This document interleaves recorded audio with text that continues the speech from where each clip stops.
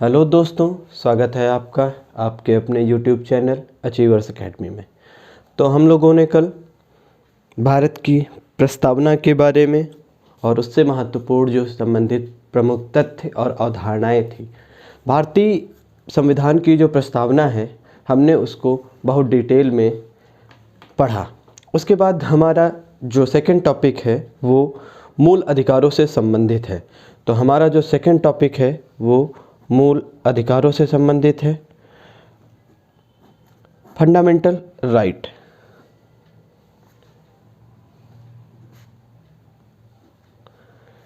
Fundamental right भारतीय संविधान के भाग 2 में इसका उल्लेख है।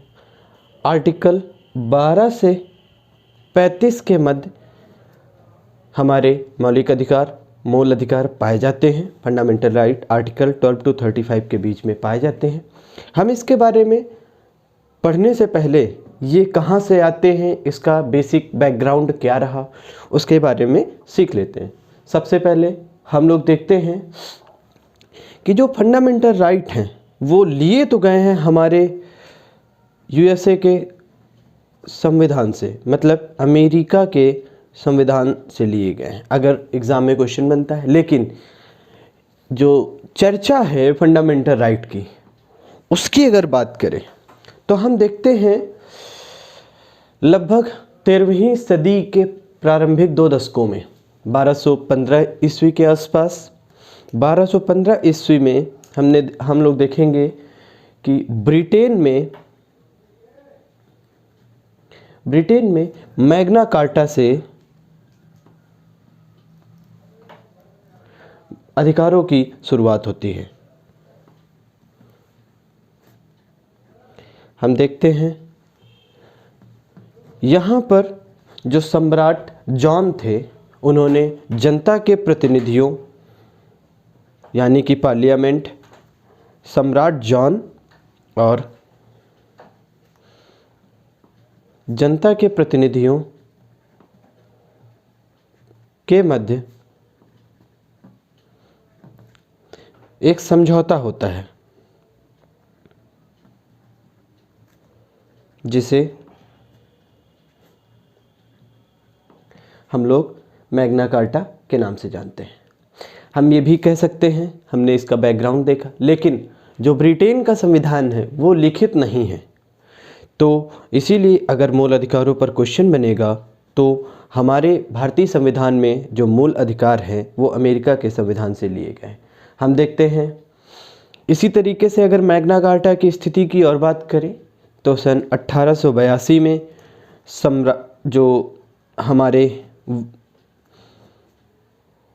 1882 में जो हमारे वायसराय साहब थे, लॉर्ड रिपन,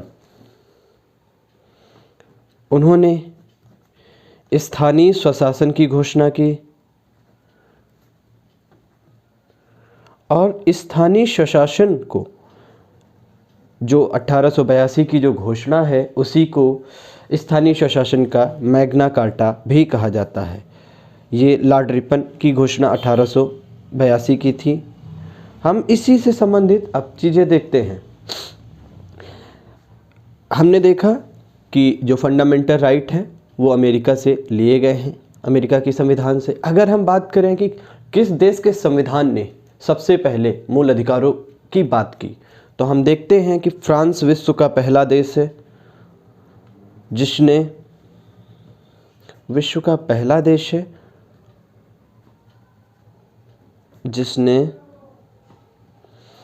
फंडामेंटल राइट की बात की। उसने लिबर्टी, इक्वालिटी और फ्रेटर्निटी की बात की। मतलब कि 1789 में जब वहाँ पर फ्रांस में फ्रेंच रिवॉल्यूशन होता है, तो वहाँ के नागरिकों को स्वतंत्रता, समानता और बंधुत्व, इस तरीके के मौलिक अधिकार प्रदान किए गए। तो फ्रांस विश्व का पहला देश है जहाँ की जनता को 1789 में समानता, इक्वालिटी, स्वतंत्रता, लिबर्टी और बंधुत्व, फ्रेटर्निटी जैसे मूल अधिकार प्रदान किए गए। जबकि अमेरिका का संविधान 1791 में बनकर लागू होता है, तो ये प्रारंभ में 10 संशोधनों के तहत अमेरिका के नागरिकों को बिल ऑफ राइट के द्वारा प्रदान किए गए। तो ये एक हिस्ट्री रही। हम लोगों ने देखा कि भारत के जो फंडामेंटल राइट हैं, भारत के जो मूल अधिकार हैं, वो अमेरिका से लिए गए हैं और अमेरिका में ये बिल ऑफ राइट के नाम से जाने जाते हैं। जबकि फ्रांस विश्व का ऐसा पहला देश था जिसने फंडामेंटल राइट अपने नागरिकों को सर्वप्रथम 1789 में दिए। जबकि अधिकारों की सबसे पहले बात अगर होगी तो मैग्ना कार्टा कहेंगे, वो ब्रिटेन में जो 1215 में अधिकारों की शुरुआत होती है। जो सम्राट जॉन होते हैं और जनता के प्रतिनिधियों के मध्य एक समझौता होता है जिसमें जनता या नागरिकों को, इंग्लैंड के नागरिकों को वहाँ के फंडामेंटल राइट प्रदान किए जाते हैं। तो हम लोगों ने देखा कि जो मूल अधिकार हैं वो भारतीय संविधान के भाग 2 और अनुच्छेद 12 से 35 के मध्य पाए जाते हैं। इसी तरीके से हम देखते हैं अगर फंडामेंटल राइट की डेफिनेशन की जाए, व्हाट इज़ फंडामेंटल राइट, मूल अधिकार क्या हैं, तो मूल अधिकार वे अधिकार हैं, मूल अधिकार वे अधिकार हैं जो व्यक्ति के भौतिक व नैतिक विकास के लिए, नैतिक विकास के लिए जरूरी हैं, जिन्हें संविधान का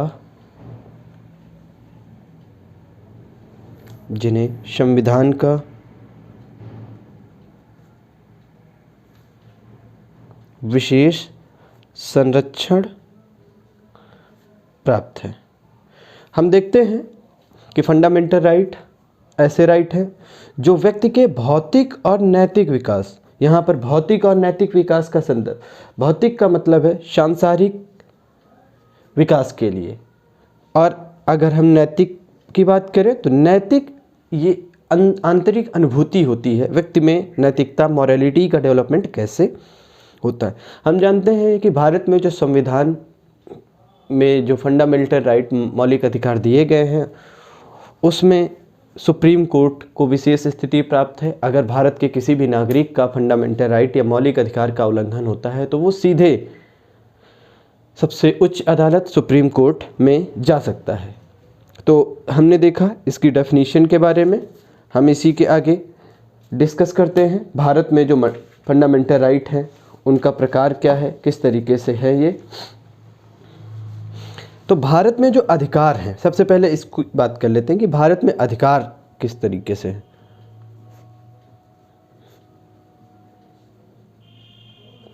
जो भारत में अधिकार हैं, हम देखेंगे भारत में एक तो सबसे पहले फंडामेंटल राइट हो गए, मूल अधिकार हो गए। अगर हम दूसरी बात करें तो कुछ अधिकार ऐसे होते हैं जिन्हें संवैधानिक अधिकार के नाम से जानते हैं। ये संवैधानिक अधिकार कॉन्स्टिट्यूशनल राइट होते हैं, और कुछ अधिकार ऐसे होते हैं जो विधिक या कानूनी होते हैं, लीगल राइट। तो हम देख लेते हैं ये क्या होते हैं। फंडामेंटल राइट, फंडामेंटल राइट जो हैं वो संविधान के भाग 3 में दिए गए हैं। संवैधानिक अधिकार क्या है? संवैधानिक अधिकार वे अधिकार जो संविधान के भाग 3 से बाहर दिए हैं, बाहर दिए गए हैं, उसे हम संवैधानिक अधिकार कहते हैं। जैसे एग्जाम्पल देखेंगे तो एग्जाम्पल अगर हम कहें तो जो संपत्ति का अधिकार है,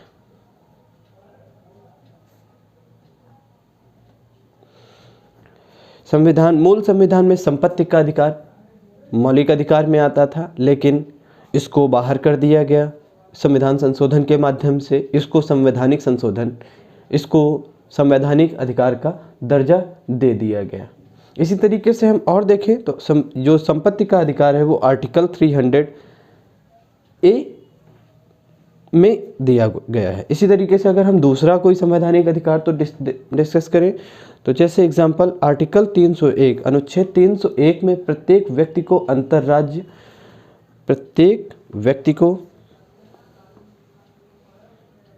अंतर्राज्य वाणिज्य और व्यापार का अधिकार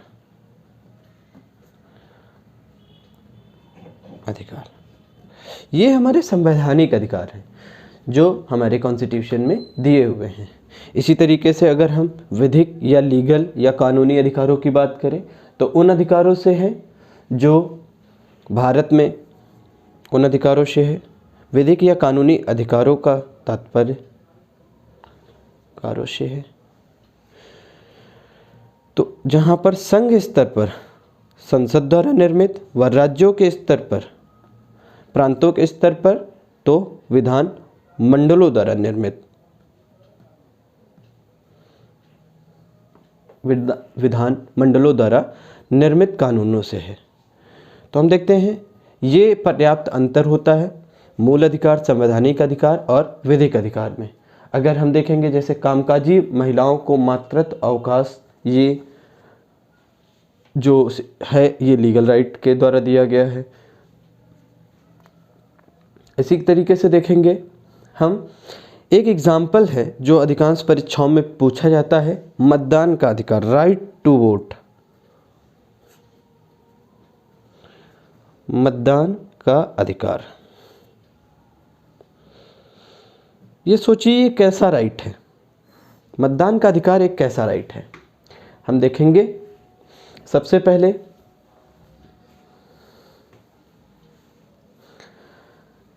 अगर इसकी बात करें तो ये जो है हमारे संविधान के आर्टिकल 326 में है, इसका वर्णन किया गया। आर्टिकल 326 राइट टू वोट की बात करता है। क्या कहता है ये? प्रत्येक व्यक्ति को भेदभाव के बिना मतदान सूची में नाम दर्ज किया जाएगा। मतलब प्रत्येक व्यक्ति का जो नाम है बिना किसी भेदभाव के उसका नाम नामांकन मतदाता सूची में दर्ज किया जाएगा। हम देखते हैं इसमें, लेकिन इसकी चर्चा रिप्रेजेंटेशन ऑफ पीपुल एक्ट में भी है। तो हम देखेंगे इसमें भी मतदान के अधिकार की बात की जाती है।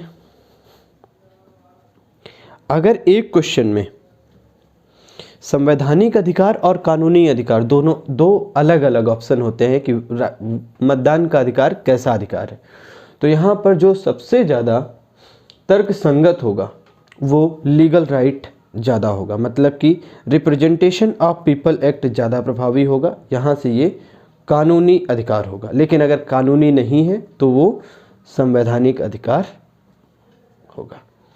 ये हमारे जो कन्फ्यूजन बनता है लोगों में उसको दूर करने का प्रयास किया गया कि राइट टू वोट जो है वो अगर वरीयता में रखेंगे, अगर कानूनी अधिकार और संवैधानिक अधिकार दोनों दिया है ऑप्शन में तो कानूनी, अगर कानूनी अधिकार नहीं दिया है संवैधानिक अधिकार दिया है तो संवैधानिक अधिकार। इस तरीके से हम देखेंगे तो ये हमारे फंडामेंटल राइट से संबंधित थोड़ी सी जानकारी है। इसी जानकारी को हम और आगे बढ़ाते हैं। हम देखते हैं मौलिक अधिकारों को कुछ विशेष संरक्षण प्राप्त है। इसका तात्पर्य क्या है?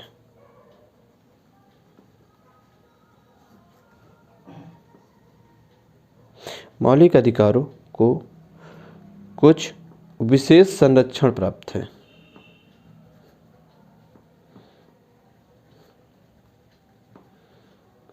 इसका तात्पर्य किस चीज़ से? मतलब अगर व्यक्ति के किसी भी फंडामेंटल राइट के आगे हम डिस्कस करेंगे, अगर व्यक्ति के किसी भी फंडामेंटल राइट का उल्लंघन होता है तो बिना किसी रोक टोक के सुप्रीम कोर्ट जा सकता है और सुप्रीम कोर्ट रिट जारी करता है।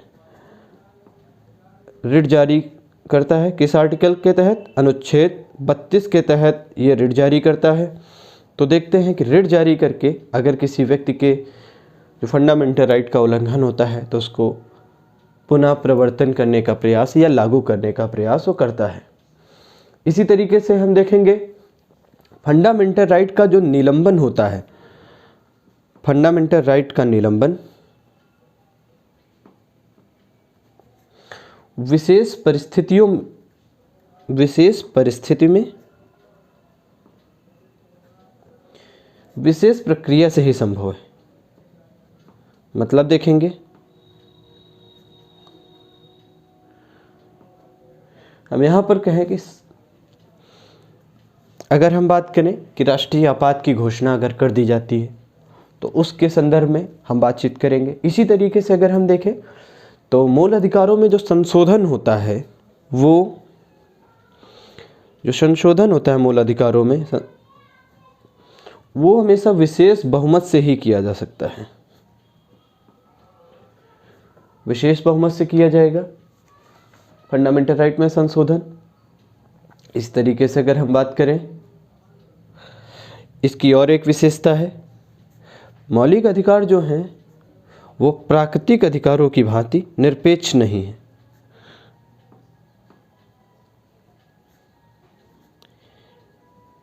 निरपेक्ष नहीं मतलब ये एब्सोल्यूट नहीं है। जैसे आर्टिकल 19 क्या बोलता है? आर्टिकल 19 कहता है हमारा विचार, अभिव्यक्ति, विश्वास, धर्म और उपासना की स्वतंत्रता। तो अगर सपोज करिए कि कोई आर्टिकल, जैसे सपोज करिए कि विचार, अभिव्यक्ति, विश्वास, धर्म और उपासना की स्वतंत्रता अगर दी जाती है तो इसमें सिस्टम बनेगा कि ये जो हमारा फंडामेंटल राइट है, ये जो स्वतंत्रता होगी, राइट टू फ्रीडम जो होगा, जो स्वतंत्रता है वो असीमित नहीं है। मतलब व्यक्ति की स्वतंत्रता वहीं तक वैलिड है जहाँ तक किसी दूसरे की स्वतंत्रता प्रभावित ना हो।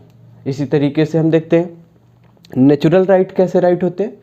प्राकृतिक अधिकार ऐसे अधिकार होते हैं जो व्यक्ति जन्म से पैदा होने के साथ ही उसको मिल जाते हैं। जैसे हम देखते हैं प्रकृति या ईश्वर द्वारा प्रदत्त अधिकार। इसी तरीके से हम बात करते हैं फंडामेंटल राइट का जो स्वरूप है, इसी में आगे हम देखते हैं विशेषताओं में जो फंडामेंटल राइट का स्वरूप है वो नकारात्मक है। जैसे हम कहेंगे नकारात्मक का संदर्भ किस चीज़ से, इसको समझने का प्रयास करते हैं। जैसे अगर हम पॉजिटिव और नेगेटिव दो कॉन्सेप्ट समझने का प्रयास करें फंडामेंटल राइट के संबंध में, तो यहाँ पर हम देखेंगे जैसे गाली मत दीजिए, गाली मत दीजिए, गाली मत दो। यहाँ गाली देने के लिए मना किया जा रहा है, यहाँ पर नो मत। इसी तरीके से अगर हम देखेंगे चोरी मत कीजिए,